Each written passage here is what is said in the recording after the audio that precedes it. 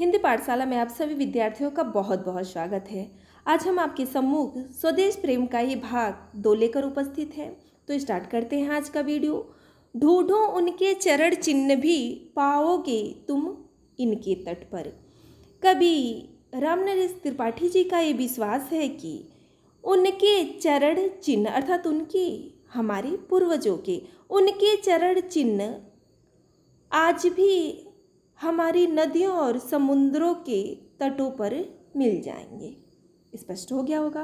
पाओगे तुम इनके तट पर अर्थात उन नदियों और समुद्रों के तटों पर मिल जाएंगे। भावार्थ यह है कि यदि आप अपने पूर्वजों का अनुसरण करेंगे तो आपको उनका मार्गदर्शन अवश्य मिल जाएगा।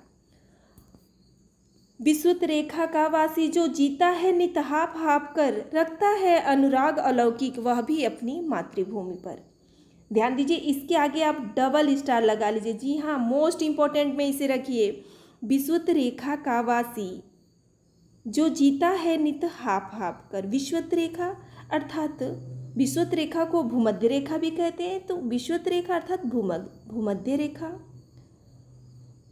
वासी अर्थात जहाँ वह निवास करता है, निवास स्थल या रहने वाला।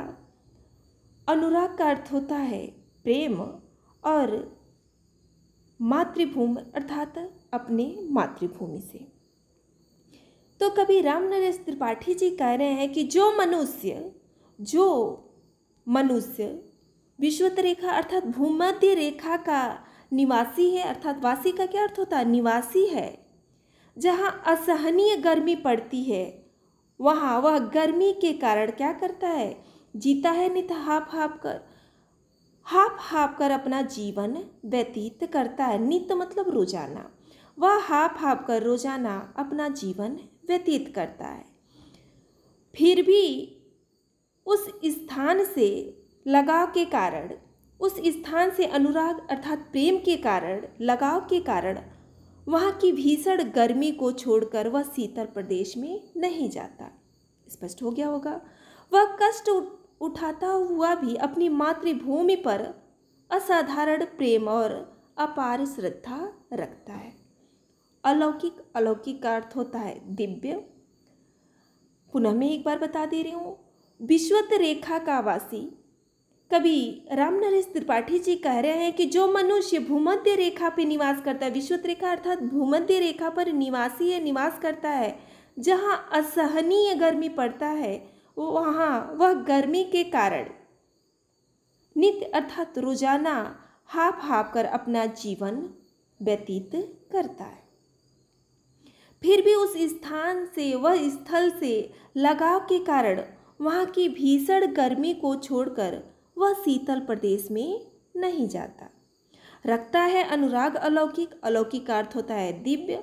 वह एक दिव्य प्रेम अपनी मातृभूमि से रखता है। वह भी अपनी मातृभूमि से अर्थात वह अपनी मातृभूमि अर्थात प्रदेश से, अपनी मातृभूमि से उसकी रक्षा के लिए आगे कह रहे हैं कि वह अपनी मातृभूमि की रक्षा के लिए या मातृभूमि से बहुत प्रेम करता है, उसकी रक्षा के लिए अपना प्राण भी न्यौछावर कर देता है। ध्रुववासी आगे कह रहे, ध्रुववासी जो हिम में तम में जी लेता है काप काप कर। ध्रुववासी अर्थात ध्रुवी प्रदेश पे रहने वाले। ध्रुववासी का क्या अर्थ है? ध्रुववासी यहाँ दिया है ध्रुव प्रदेश में। ध्रुववासी का क्या अर्थ होता है? ध्रुव प्रदेश का रहने वाला।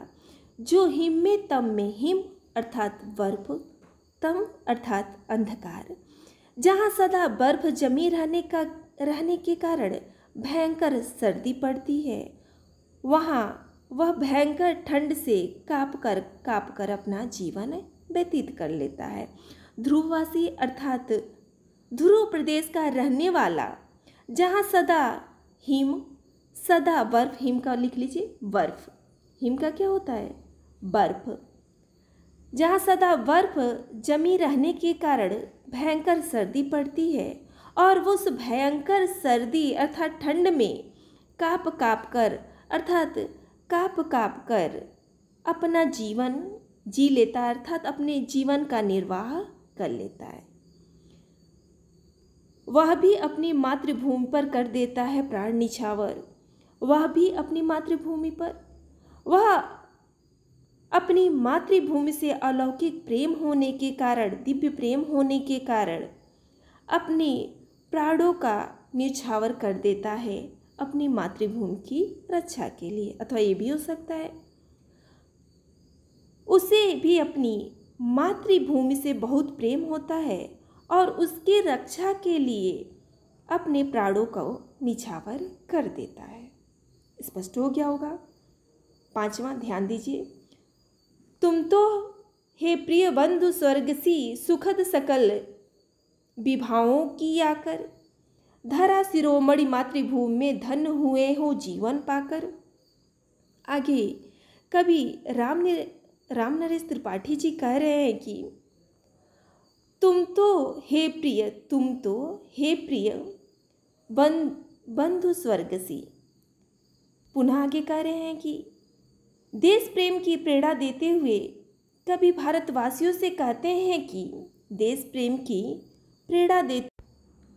आगे पुनः कवि कह रहे हैं कि तुम तो हे प्रिय बंधु स्वर्गसी, स्वर्ग के समान, क्योंकि यहाँ की धरती सुगत, ये जो पृथ्वी है, यह पृथ्वी आपको अपनी धरती भूमि से तो निश्चय ही अधिक प्रेम होना चाहिए।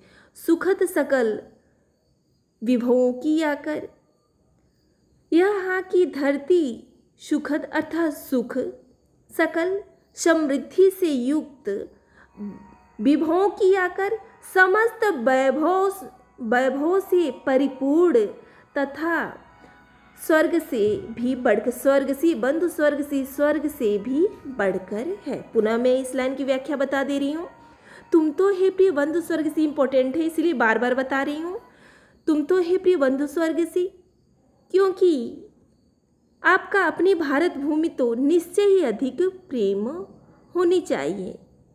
यहाँ की धरती सुखद, सुख, सकल समृद्धि से युक्त, सुख समृद्धि से युक्त, और सकल का अर्थ होता है समस्त वैभवों से, विभवों अर्थात वैभवों से परिपूर्ण तथा स्वर्ग से बढ़कर है। धरा शिरोमणि मातृभूमि में आगे कह रहे हैं कि सभी देशों की धरती का अपेक्षा इस भारत भूमि की धरती पर जन्म पाना बड़े पुण्य का फल है। तथा धरा, धरा का अर्थ होता है पृथ्वी, शिरोमणि, शिरोमणि अर्थात मैं यहाँ लिख दे रही हूँ शिरोमणि का क्या अर्थ होगा। शिरोमणि का अर्थ होता है धरती पर अथवा पृथ्वी पर, धरती या पृथ्वी पर सबसे अच्छी व श्रेष्ठ स्थान, सर्वश्रेष्ठ, यहाँ लिख दे रहे हैं सर्वश्रेष्ठ स्थान। अब क्लियर हो गया होगा। तो कह रहे हैं धरती का सर्वश्रेष्ठ स्थान जहाँ आपने क्या पाया, मातृभूमि पे आपने जन्म पाया है। धन्य हुए हो जीवन पाकर, और जन्म पाकर आप क्या हो गए हैं, धन्य हो गए हैं। तुम जिसका जल अन्न ग्रहण कर, तुम जिसका जल अन्न ग्रहण कर अर्थात तुमने जिसका जल और अन्न, जल ग्रहण करके और अन्न को खा करके बड़े हुए लेकर, जिसकी रज, रज का अर्थ बता दे, रज का अर्थ होता है धूल, चाहे तो आप लिख सकते हैं। रज का क्या अर्थ होता है, धूल। तो कह रहे हैं बड़े हुए लेकर जिसकी रज, इसी की धूल मिट्टी में खेलकर क्या हुए हैं, बड़े हुए हैं। बड़े हुए लेकर जिसकी रज अर्थात इसी मातृभूमि के धूल मिट्टी में खेलकर बड़े हुए हैं। तन करते कैसे तज दोगे, तन तब शरीर के रहते हुए, तन, तन का क्या अर्थ होता है, शरीर, तन का क्या अर्थ होता है, मैं पुनः लिख दे रही हूँ, शरीर, शरीर के रहते हुए तुम इस मातृभूमि को, अपनी धरती को भला उसको कैसे तज दोगे, अर्थात उसको कैसे त्याग दोगे। उसको हे वीरों के वंशज, तुम उन वीरों के वंशज हो, भला तुम इस शरीर के रहते हुए अपनी इस मातृभूमि को कैसे त्याग दोगे। भावार्थ ये है कि इसकी रक्षा करना तुम्हारा पहला कर्तव्य है। कवि रामनरेश त्रिपाठी जी कह रहे हैं कि अपनी मातृभूमि की रक्षा करना, अपने स्वदेश की रक्षा करना तुम्हारा पहला कर्तव्य है। स्पष्ट हो गया होगा। मैं पुनः कठिन शब्द बता दे रही हूँ। रच, रच का अर्थ धूल होता है, जबकि तज का अर्थ त्यागना होता है और तन का अर्थ शरीर होता है। वंशज यानी यहाँ वीरों के वंशज, यानी वीरों के वंश के, वीरों के वंशज अर्थात वीर के वंश के या वीरों के वंश के। स्पष्ट हो गया होगा। इसके अलावा जो कठिन शब्द है बता दे रहे हैं। धरा का अर्थ पृथ्वी होता है और शिरोमणि का अर्थ, धरा का अर्थ पृथ्वी होता है, जबकि शिरोमणि का अर्थ सबसे अच्छी व सर्वश्रेष्ठ। शिरोमणि का क्या अर्थ होता है? सबसे अच्छी व सर्वश्रेष्ठ। इसके अलावा जो कठिन शब्द है वो भी बता रहे हैं। सुखद, सुखद का अर्थ होता है सुख समृद्धि देने वाला। सकल वैभव, समस्त वैभवों का। प्राणनिछावर, प्राणों का न्यौछावर कर देने वाला। और ध्रुववासी अर्थात ध्रुव प्रदेश में रहने वाला। हिम, हिम का अर्थ आपको बताएं बर्फ। और तम अर्थात गहन ठंडी के कारण वहाँ का वातावरण कुछ अंधेरा सा प्रतीत होता। तो तम का अर्थ क्या होता है? अंधेरा। इसी के साथ मैं बाड़ी को विराम देना चाहती हूँ। बहुत जल्दी स्वदेश प्रेम का भाग 3 लेकर आप सभी विद्यार्थियों के समक्ष उपस्थित होंगे। तब तक के लिए आपसे इजाज़त चाहेंगी। धन्यवाद।